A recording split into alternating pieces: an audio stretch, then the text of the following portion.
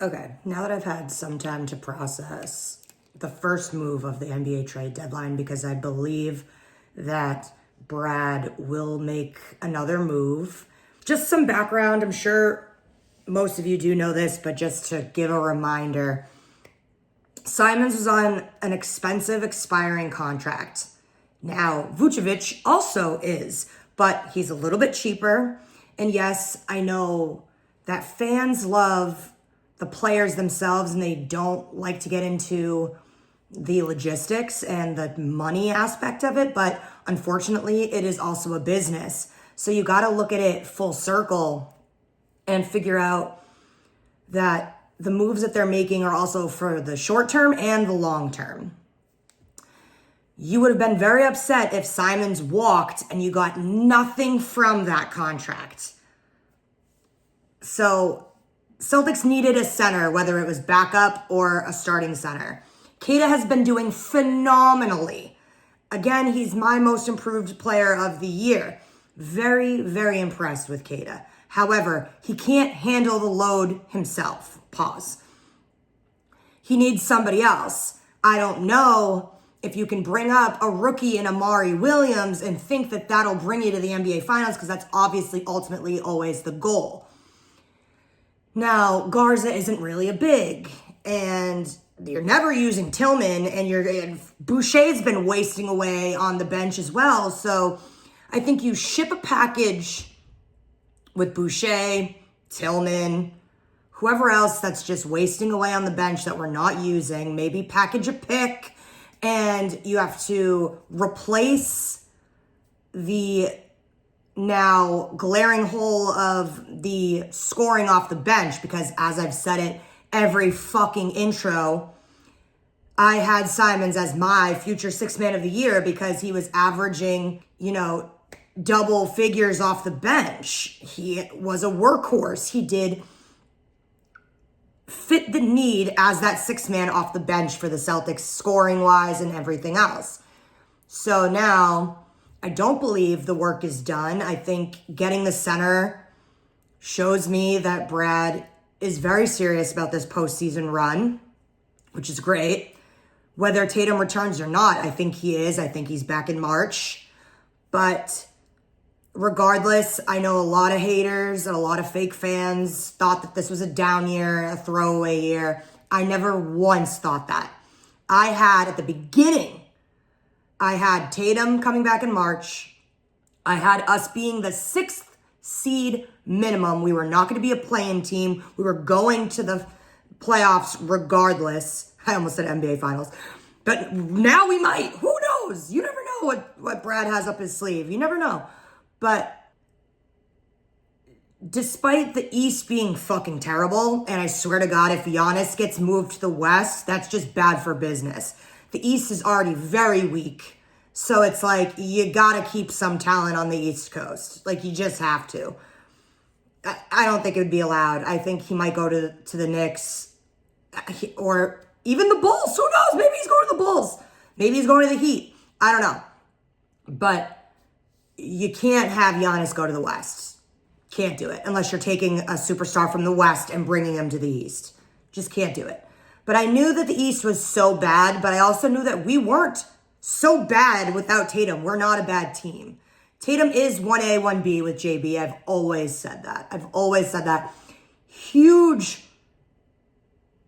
absence and loss for the team. But I knew with our depth and just the way that Celtics basketball is played, that I knew that we would be able to hold our own with Tatum sidelined. I just knew it. Did I think we would be second, third seed? No, I did not. So JB's having a breakout year, career year, and it makes sense. Like, you take away somebody who is getting 20, 30 points per game, and you guys would trade off nights, or you guys would both go for 25, 30 a night, and now you remove that part of the equation, you're gonna get the ball more and be seen to pick up the slack for the lack of scoring that you don't have now because your 1A, 1B duo is sidelined. So it's like, it obviously made sense. And I'm glad that he took the opportunity to show you guys to put more respect on his name. And I love to see it. But it doesn't need to be, oh, I love JB, so bash Tatum, or oh, I love Tatum, so bash JB. Like, why can't you guys both equally support both of your superstars on a team? Like, don't you want everyone to succeed on a team? I don't like that energy at all. Like, you don't need to put one player down to pick up another player. Like, I just don't like that. So, a lot of fake fans out there. A lot of people have said that this was a wash year, that this was a throwaway year. Never in my life did I feel that way.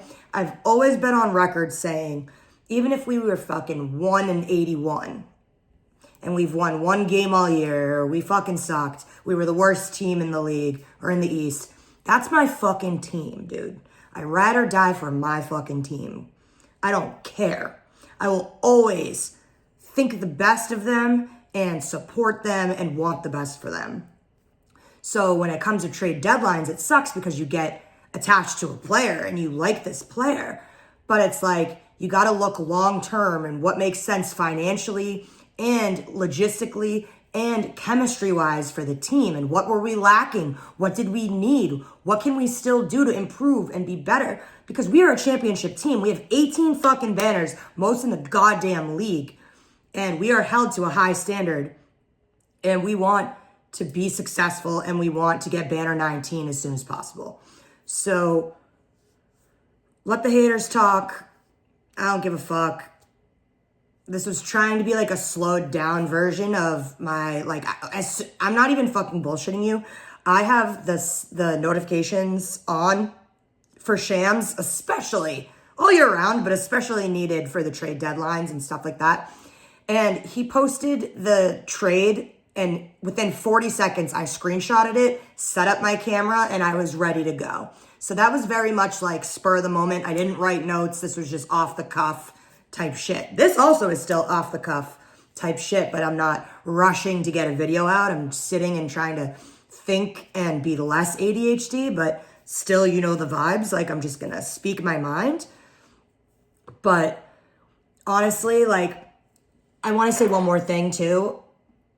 We clearly don't know what it's like to be an elite player and have your whole future ahead of you, and then you snap a tendon in your body and you're out for almost a year. And you in your mind, it's a mental thing too. In your mind, you now have to be like, can I come back from this? Will I be the same? Will I be worse? Will I be better? Like, you don't know what's going through Tatum's mind. Basketball has been his whole entire life. He's worked very hard to get where he is. So I think everyone needs to give him more grace, because listen, what he said, I don't think was supposed to be negative, like, oh, they don't need me, look how good they're doing without me. I think he just feels like that's so much pressure to come back, and I think he does feel like the team is doing well without him, but I don't think it's because it's without him. They're just a good team in general, and I think he does support the team, obviously. I just think he gets in his head because it's a lot of pressure to come back from an injury like that. And I think that, like, there's a lot of negativity. People are saying, oh, we don't need him. They would say that about JB too. And they pin them against each other, when in reality, it's a fucking duo. So it's like, ugh. I hate all the negativity. I just want everyone to support everyone on our team and love everyone equally on our team, and not have to bash one player to make another player feel good. I think Tatum just had a moment of being like, they don't need me, whatever. Just, he's only 19, guys. He's still very immature. No, I'm just kidding. But I'm sure he's coming back. He wants to come back this year. I don't think he'll be off the bench. I think he'll probably be the first player ever to just go right back to starting. However, if he did come off the bench for like the first game, I think it's just because everyone needs to have like a fucking monumental cheering, like you've never heard the Garden get so loud, standing ovation for his return. That'd be the only way I see him coming off the bench for the first time ever in his career. So, yeah. Big things are coming. You can't keep us down, just like you can't keep the Patriots down. Boston teams in general are champions. We're the city of champions. We have that title for a reason. You guys hate us because you ain't us. Sorry we're not like a city or a state that has like 4 different fucking teams you can choose to root for. And then once your team sucks, you then just go root for the other team for your city.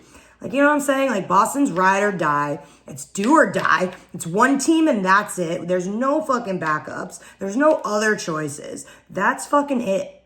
And if you're a true fan, you fucking ride till the wheels fall off. And when I was younger, I didn't understand the logistics and the money side of things. And it's gotten worse with the cap and the CBA and the fucking aprons. There's so many aprons. What are we fucking baking a cake?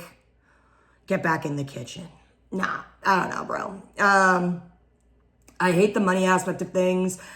Player exceptions this, veteran mins this, blah, blah, blah. I just want to be a straight up fan that doesn't have to crunch numbers and do math because I suck at math.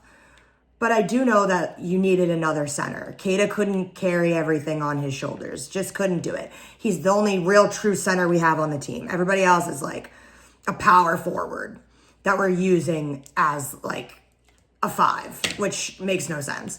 Or we're just having a small lineup. And it's just like, ugh. And honestly, don't get me started on the Peyton Pritchard thing because I love him to death, think he earned his spot, but I think he did so much better as the 6th man coming off the bench. Just for his own personal stats too. Like, that took a hit because now you're going against fucking bigs and like star players on the other team that like are huge mismatches to you. And your personal stats are definitely taking a cut, in my opinion, this year. I understand like you want the starting role spot in like that respect, but I think honestly you were like a 6-man Lou Will type vibe for me. But who knows? It is what it is. I don't think that adjustment's going to get made at all this year. Nope. I don't think so. Sam Hauser might go back to the bench if we get another scorer when we trade Boucher. But it's like, who can we get? I don't know. But there's definitely more work to be done. Super proud of my team. Always have been, always will be. Never thought anything negative of this season. Absolutely have been devastated that Tatum's been out, but so fucking proud of the team for being able to overcome that adversity and just hold it down until he gets back. Because it's not a full team without him on the fucking team and without him on the floor and without him on the roster. And he's done his absolute best to be there and support. And I just need everyone to chill the fuck out. Let Brad cook. Let Joe Mazzulla do Mazzulla ball. We live and die by the 3. I hate it, but we still do it. There's no changing it, so just accept it. And I think having another center is huge. Huge. And I think we're going to do one more trade at least to get rid of the people we're not using. Maybe we sign Amari Williams to the roster to be like that 3rd center backup. But again, is that too many centers? I'm just spitballing here. I think you keep Amari Williams for sure. You keep Hugo Gonzalez for sure. You keep Garza. Possibly. Do you get rid of Sam Hauser? Do you get rid of, and I hate the word get rid of, but you know what I'm saying, for lack of a better word. You definitely are not using Boucher ever in this lifetime. So you got to get rid of him. There's just things that you can still do. Picks that you can ship out too, also, if you don't want to get rid of a player. And yeah, the future's fucking bright. It always has been bright. Banner 19 loading. Tatum will be back. Everything is perfect. I'm so happy about it. I literally knew to trust and believe in my team. And that's it. Ride or die. Celtics till I fucking die. And that was your recap. Just a little chat. We're just having a little chat of the first trade deadline move, what we can do, and keep being a Celtics diehard and fucking super fan. And don't let the haters rage bait you.